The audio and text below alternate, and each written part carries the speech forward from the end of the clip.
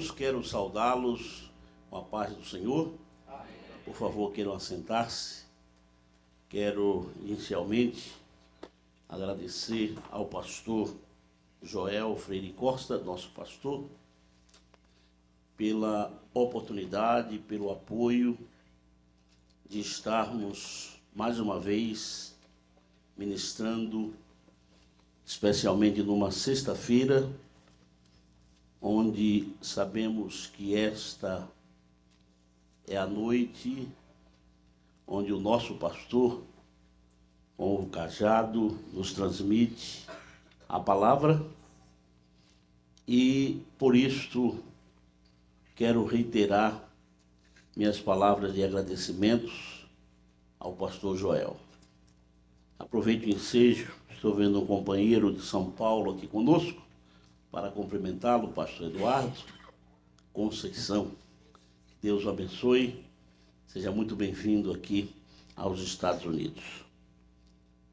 Antes de entrarmos na matéria de hoje, requisitos para a verdadeira adoração, a sinceridade na adoração e o que significa adorar em espírito e em verdade, queremos parabenizar o pastor Joel e todo o departamento de ensino, departamento de educação cristã, pela iniciativa, pelo empreendimento, na escolha e na série de estudos que são ministrados semanalmente aqui em nossa igreja. E este tema, ele vem coadunar, ele vem reportar e, ao mesmo tempo, juntar-se aos propósitos da nossa igreja, que entre estes propósitos está a adoração.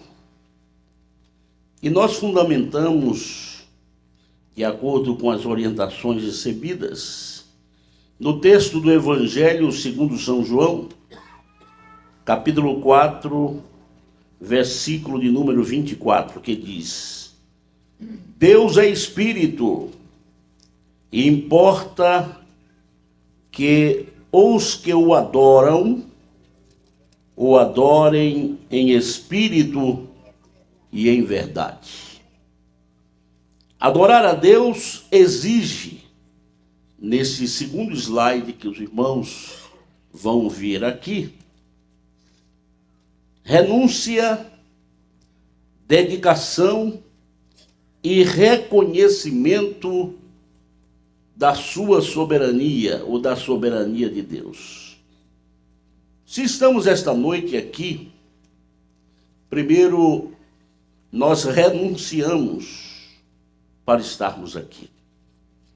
Em segundo lugar, nós estamos aqui para uma exclusiva dedicação e reconhecimento àquele que é soberano. E quando eu reconheço a soberania de Deus, eu estou dizendo que Ele tem o controle sobre a minha vida em todos os aspectos. E note bem que a adoração, ela faz parte da vida cristã, como também o louvor, e vamos mostrar depois que, embora haja diferença entre louvar e adorar, o tema a que se propõe diz claramente que devemos adorar a Deus em sinceridade. Toda e qualquer artificialidade, ela deixa de ser adoração. Estamos vivendo no pós-modernismo, onde as igrejas atuais, quer no Brasil, quer na América, quer na Europa, admitem como ritos para o louvor e para a adoração espetáculos, shows, onde a celebração se dá de forma tão impactante que até parece mais um teatro, que até parece mais um verdadeiro show. É evidente que toda renovação é necessária no que diz respeito ao louvor e à adoração. Mas lembre-se que a verdadeira adoração, ela vem de dentro do nosso coração. Ou ainda vem de dentro de nós, em nosso interior. Então encontramos aqui os requisitos para a adoração. O que significa adorar a Deus em espírito e em verdade. Então, se adora a Deus em mentira? Sim, algumas vezes. Quando eu estou adorando, eu estou manifestando a minha forma de agradar a Deus. Adorar a Deus é agradar a Deus. E isso eu preciso fazer de tal forma espontânea, de tal forma sincera, de tal forma com cabeça descoberta, sem máscara. Acho bonito algumas pessoas que na igreja louvam, adoram a Deus no seu estilo e não está, permita-me o termo, nem aí com quem está ao seu lado. Ele está adorando a Deus em espírito e em verdade. E eu concito o irmão que está aqui esta noite presente a não se deixar levar pelo seu vizinho, pelo seu próximo, por aquele que está ao lado, do seu gesto de adorar a Deus.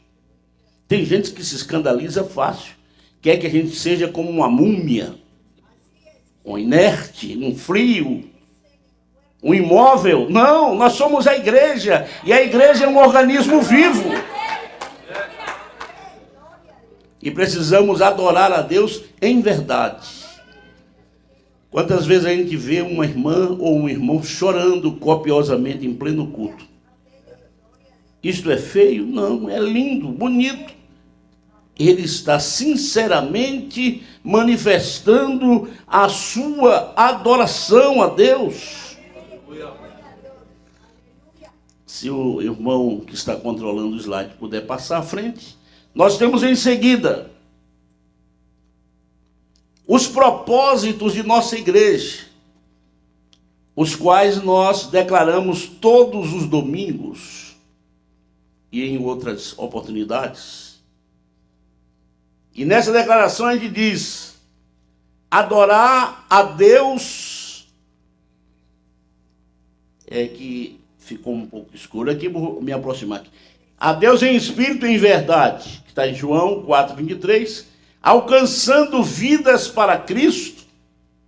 Estamos no cumprimento à grande comissão, ao ID que Jesus nos entregou, capacitando-as através do conhecimento da palavra de Deus e a formação do caráter de Cristo em suas vidas. Mas vem como propósito primeiro da igreja, digam todos juntos, adorar a Deus em espírito e em verdade. Os profetas de Baal e de Azera, na época do profeta Elias, eles apresentavam um culto e uma adoração ao seu Deus, ao seu ídolo. E eles eram como os penitentes lá do Nordeste, que retalhavam os corpos com navalhas, como um gesto assim de um verdadeiro suplício. E aqueles adoradores de Baal, eles tinham por costume colocar fogo estranho no altar. ou seja, introduzir fogo diferente. Quando nós estamos adorando a Deus, o fogo que nós trazemos para o altar, ele tem que vir de cima, de forma vertical, de Deus. Foi por isso que Elias disse assim: olha, derramem água sobre o altar, o bezerro que está sobre ele, e diz que a água ia por todos os lados do altar, nos córregos. Sabe o que Elias estava dizendo? Nós não vamos deixar nenhum vestígio de superficialidade na adoração a Deus. Joguem água. Eu não trouxe fogo, eu não fingi, eu não forjei um fogo. O fogo que eu me refiro, diz o profeta Elias, ele vem de Deus. E quando Deus mandou fogo, eles começaram a clamar: só o Senhor é Deus, só o Senhor é Deus. É por isso que o crente mantém acesa a chama do Pentecoste, do avivamento em sua vida. O fogo arderá continuamente sobre o altar e não se apagará. Quando é que você busca este fogo para o seu altar? Na adoração sincera e verdadeira a Deus.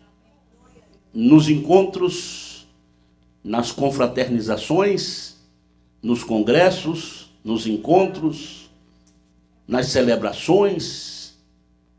Se é isso que você faz, esse avivamento é pré-moldado. Este avivamento é pré-fabricado. Agora, a verdadeira adoração se dá segunda-feira, terça-feira, quarta-feira, quinta-feira, sexta-feira, sábado, domingo. Aí eu só sinto a presença de Deus domingo, porque o coral canta, os juniores vão cantar. Há uma manifestação diferente. Que fogo é esse? Que tipo de adoração é esta? É verdadeira para com Deus? Vamos deixar claro que a adoração, como requisito, ela vem de dentro, do interior. E diz o texto aqui, de Mateus 15:8, referindo-se ao Antigo Testamento: este povo se aproxima de mim com a sua boca, me honra e com os seus lábios, mas o seu coração está longe de mim. É bonito vê-los balbuciando, é bonito vê-los com a sua boca parecendo que estão honrando, mas o coração está distante de Deus. O verdadeiro adorador, ele entra na presença de Deus. Ele se introduz no Shekinah, no Santo dos Santos. Ele participa da presença real de Deus na sua vida. Ele usa de sinceridade. E foi colocado aqui em nosso prospecto, e de forma muito bem colocada, que a palavra sinceridade vem de uma expressão que quer dizer sem cera. Porque era comum o uso de cera antigamente para se colocar nos móveis, para preencher certas brechas e apresentar móveis mais bonitos. Eu me lembro que lá em São Paulo, os vendedores de carros, eles passavam lá uma massa na funilaria e na pintura do carro, que o carro ficava bonito. E alguém chegava e diz: olha, está uma teteia, está lindo o carro. Mas quando a pessoa adquiria aquele carro, com o tempo, sabe o que acontecia? Apareciam os buracos, Aparecia aquela área onde foi colocado massa. É a cera. A sua cera vai ser descoberta. Então apresente o que você é. Esse crente brilhante é crente em todo o tempo. É crente quando tem dinheiro. É crente quando está sendo provado. É crente quando está doente. É crente quando ele está sendo perseguido. É crente em todas as áreas. Nele não há massa, não há cera. Ele é sincero, é sem cera. A gente vê quanta coisa bonita, né? Mas aparente, irmãos. E alguém disse que nem tudo que reluz é ouro. O crente, ele precisa chegar com cara, é a expressão bíblica, descoberta perante Deus. Com sinceridade para com o Senhor. Sincero é aquele que é franco, aquele que é leal, aquele que é verdadeiro, aquele que não oculta, é aquele que não usa de disfarces. Eu falei dos profetas de Baal que gostavam de introduzir fogo estranho, escondia lá no meio. Mas nós não precisamos esconder nada. Glória a Deus. Hoje nós estamos usando até, não sei se posso falar modismo, que a gente tem que arrancar certos glórias a Deus. Dá para o irmão dar glória a Deus. Dá para o irmão dizer aleluia. Quer dizer, tirado a gancho.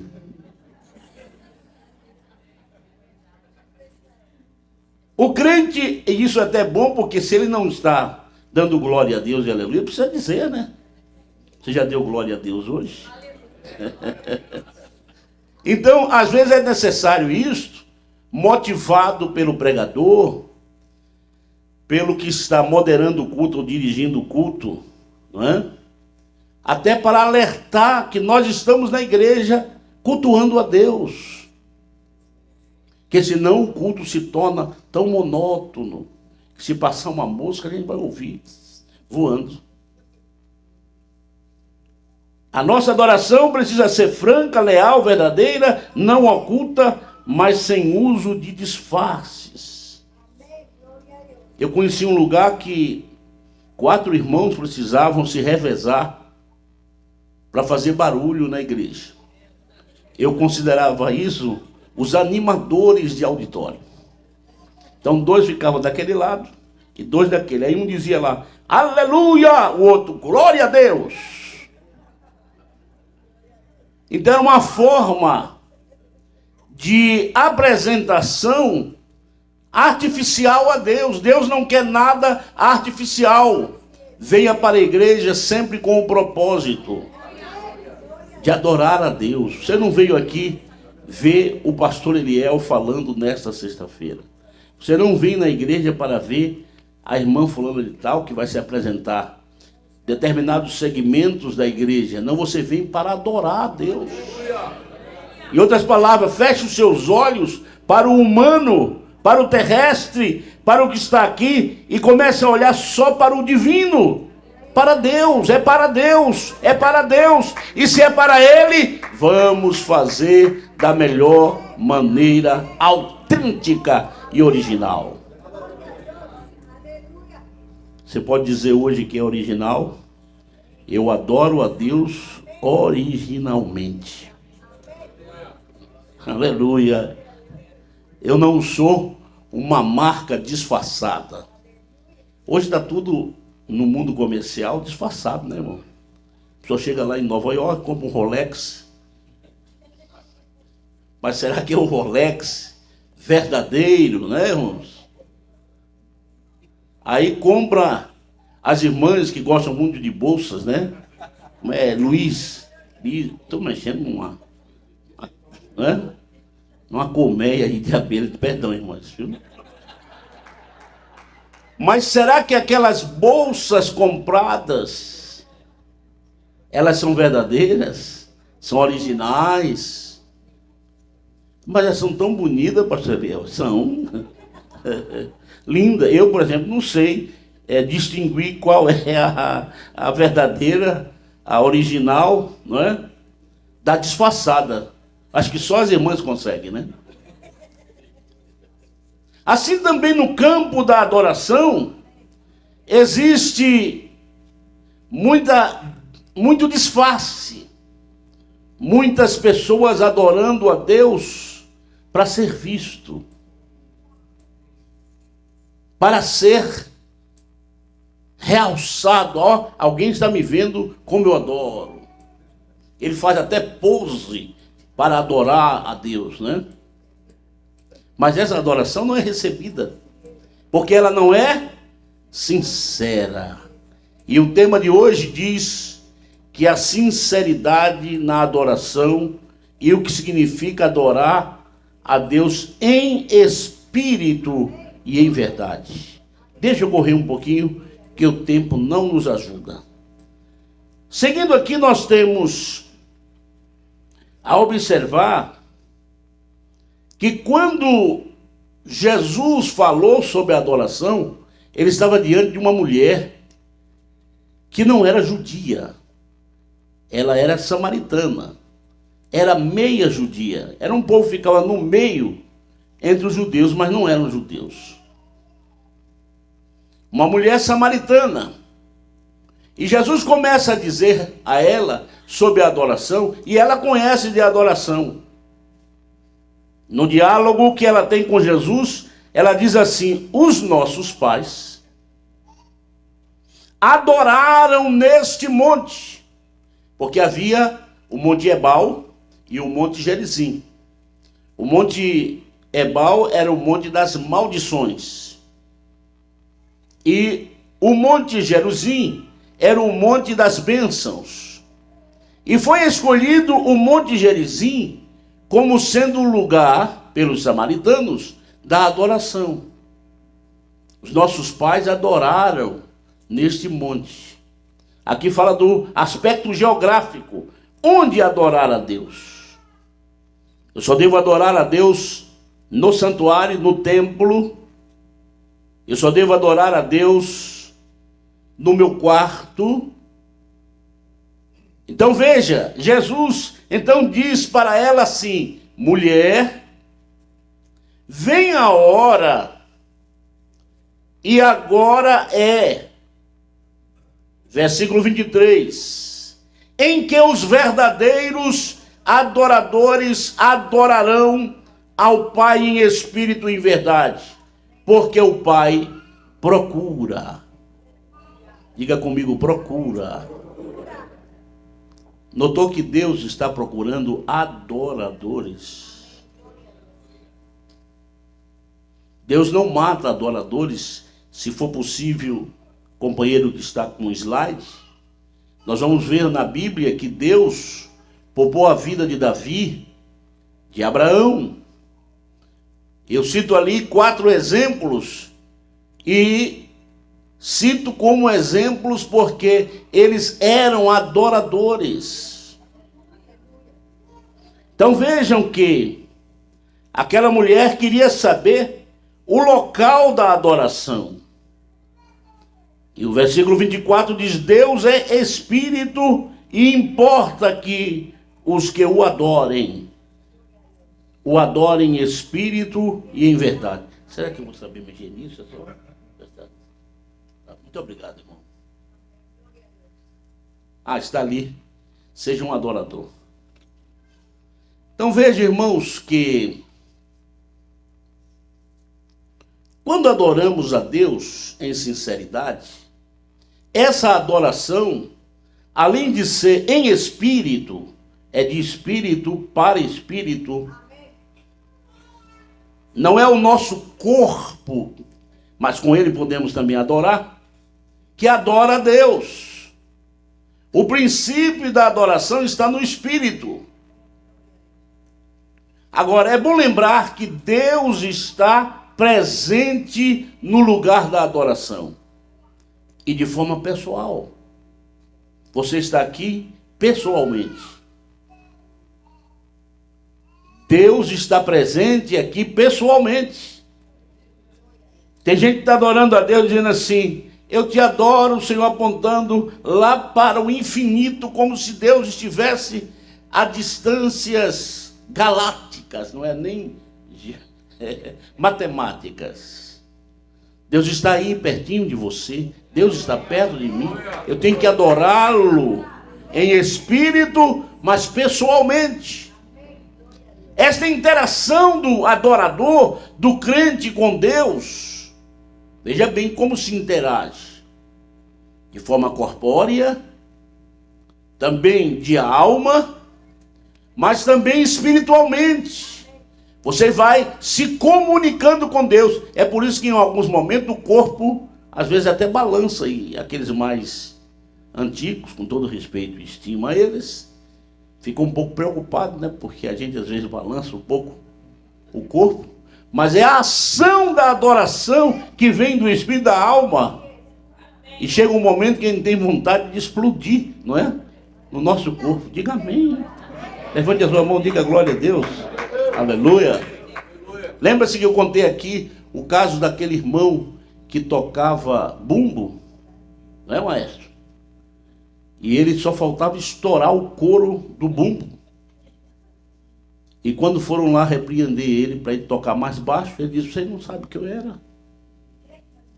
Perdido e veterado, ébrio, vivia nas sarjetas, os cães lambendo a minha boca, mas um dia o evangelho me alcançou.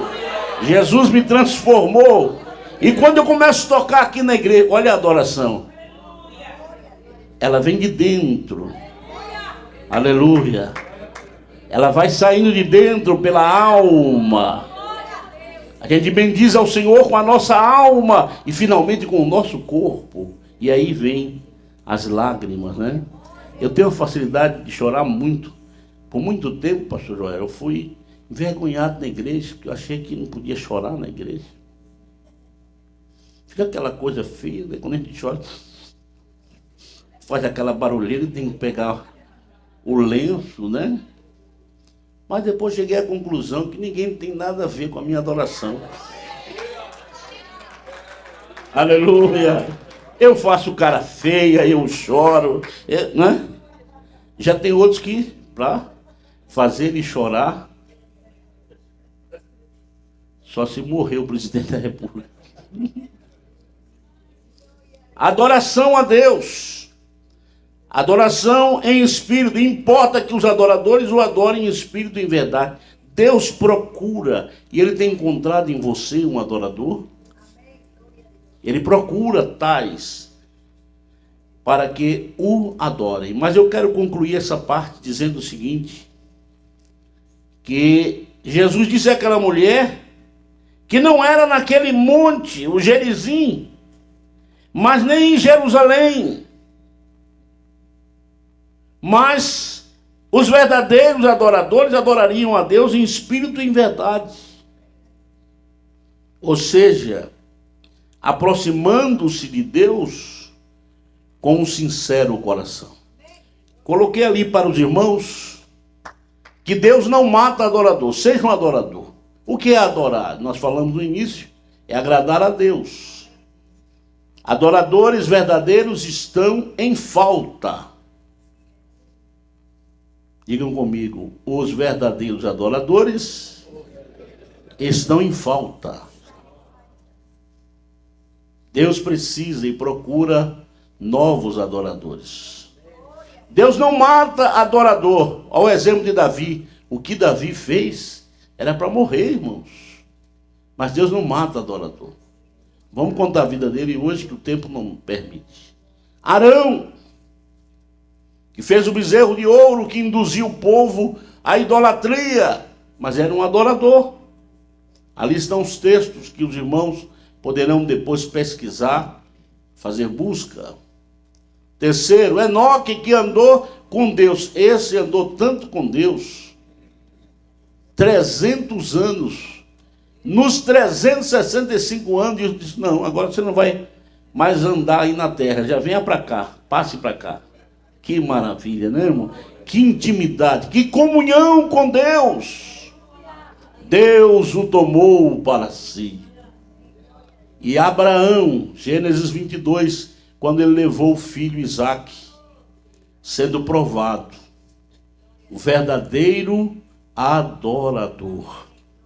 Obrigado, pastor Joel, por trazer tão importante título e tema para a igreja, nesta época tão importante, quando precisamos trabalhar no sentido de adorar ao Senhor. Que a sua adoração não seja, como dissemos, um disfarce, mas que a sua adoração seja de um espírito reto, de um coração puro e de um coração sincero. Faça como Abacuque, que se indignou inicialmente com os ímpios que prosperavam, e ele chegou a clamar, dizendo: até quando?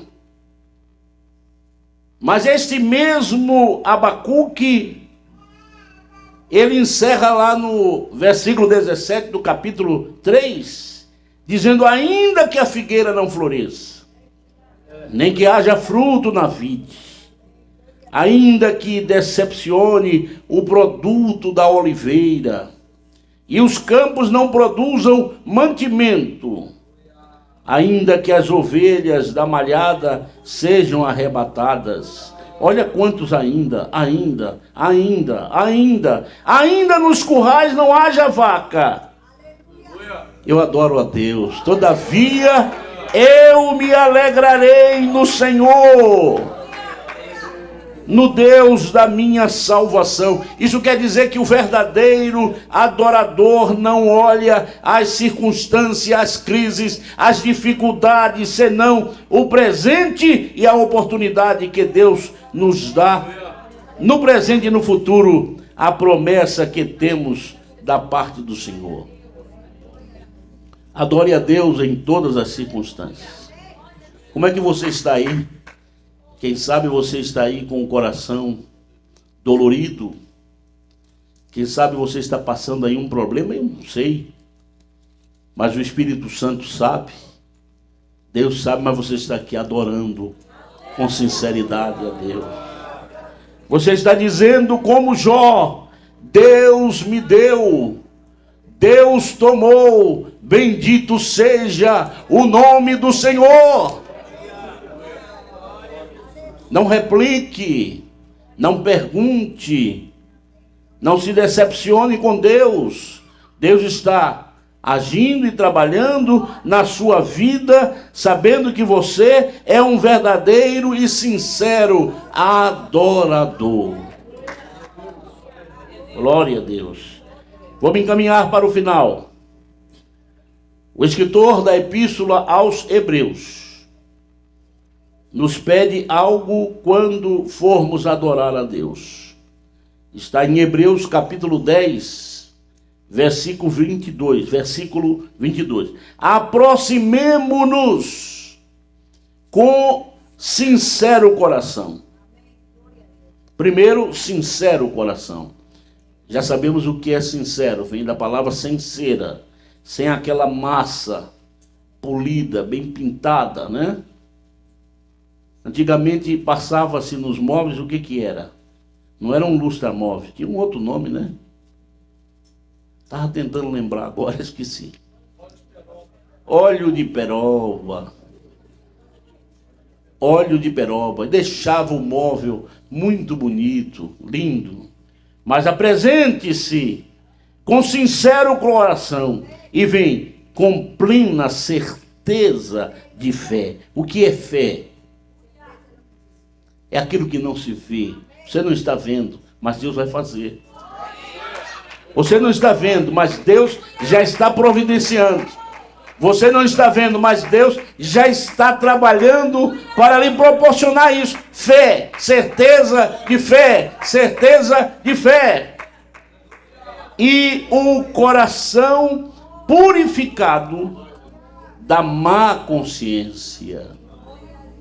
A consciência é aquela parte da alma que aprova ou reprova os nossos atos. É o tribunal que nós temos dentro de nós. Chama-se consciência. Então, quando você vem adorar a Deus, lembra-se daquele texto do Sermão de Jesus na montanha, quando ele disse assim: quando você for apresentar a sua oferta e lembrar que tem um problema com o seu irmão, não é? se intrigou com ele, sei lá o que aconteceu com ele. O que é que a Bíblia diz? Primeiro, reconcilia-te com ele para não interromper a verdadeira e sincera adoração.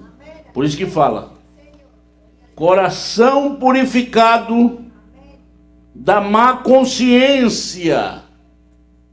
Chegue tranquilo, eu não tenho mais nada, eu já perdoei aquele irmão que me ofendeu, aquele irmão que falou mal de mim, aquele irmão que me injuriou.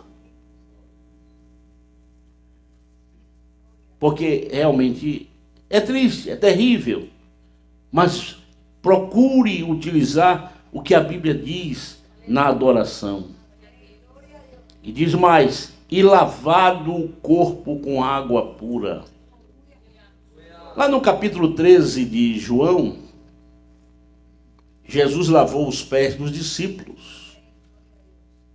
Deu o exemplo de humildade, de simplicidade, de hospitalidade, que era muito comum entre os judeus. Lavar os pés do estrangeiro, do visitante, do hóspede. Jesus deu esse exemplo, capítulo 13. Logo, Pedro não queria que Jesus lavasse seus pés, inicialmente. Mas depois queria que Jesus desse logo um banho nele, né? Lava então todo o meu corpo. Mas no capítulo 15 vem a resposta da água. A água do capítulo 3 de João, a água do capítulo que acabo de citar.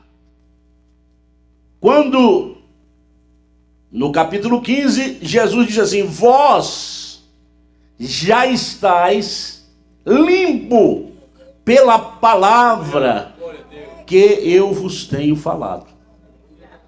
Esta noite a palavra está aí, ó, santificando, purificando, e o nosso corpo, ele é lavado com água pura. Palavra de Deus, palavra de Deus, palavra de Deus, palavra de Deus. Onde o argumento humano interrompe, cessa, o da palavra de Deus não, é como espada. O que é que disse o escritor da Epístola aos Hebreus? Que a palavra de Deus é como a espada de dois gumes, que penetra até a única que consegue divisibilizar a alma e o espírito é a palavra de Deus. Mesmo com a tricotomia no estudo do espírito, alma e corpo, a gente não consegue divisar, ou seja, chegar na fronteira entre eles, mas a palavra chega. Ela atinge o espírito, ela atinge a alma, ela atinge o corpo, ela vai. Ela é viva, ela é eficaz. Eu estou aqui hoje ministrando, não conheço, não sei quais as necessidades, mas a palavra de Deus, ela está aí, ó, lavando o corpo. Você vai sair daqui bonito, cheiroso e perfumado. Com água pura em seu corpo. Para finalizar, lá em Atos 3, na hora nona, que era às 15 horas, 3 horas da tarde, Pedro e João subiam ao templo para oração. O adorador, ele gosta de oração. E ali estava junto àquela porta aqueles que pediam esmolas, e entre eles um coxo. E aquele coxo, aquele paralítico, olhou para Pedro e disse: dá-me uma esmola. E Pedro, com o seu companheiro João, fitando os olhos nele, disse: olha para nós. E o coxo olhou. Eu não tenho prata, eu não tenho ouro, mas o que tenho, isso te dou. Em nome de Jesus Cristo, o Nazareno, levanta-te e anda. O que aconteceu com os resultados desta bênção do milagre em que aquele paralítico levantou-se logo sobre os seus pés e artérios e firmou-se. Ele começou a saltar, pôs-se em pé, andou e entrou com eles. Pedro e João no templo, andando e saltando. Digam comigo, andando e saltando, louvando a Deus, adorando a Deus. Adore a Deus esta noite. Nunca participe de um culto onde você não adore a Deus. Seja um simples culto. Ah, pastor, mas só tinha 3 pessoas. Culto completo, irmãos, 3 pessoas. Porque foi Jesus que disse, né? Onde estão 2 ou 3 reunidos em meu nome, eu aí estou no meio deles. Se você não quer adorar a Deus só porque tem 3 pessoas, aí não só adora a Deus domingo porque a casa está cheia. Essa adoração é sincera? Possivelmente não. Que Deus nos abençoe. Mais uma vez, pastor Joel, desculpe aí a simplicidade do ministrante. Procurei, dentro da minha possibilidade, ministrar essa matéria tão linda que seria muito bem ministrada se fosse pelo Senhor. Muito obrigado, pastor.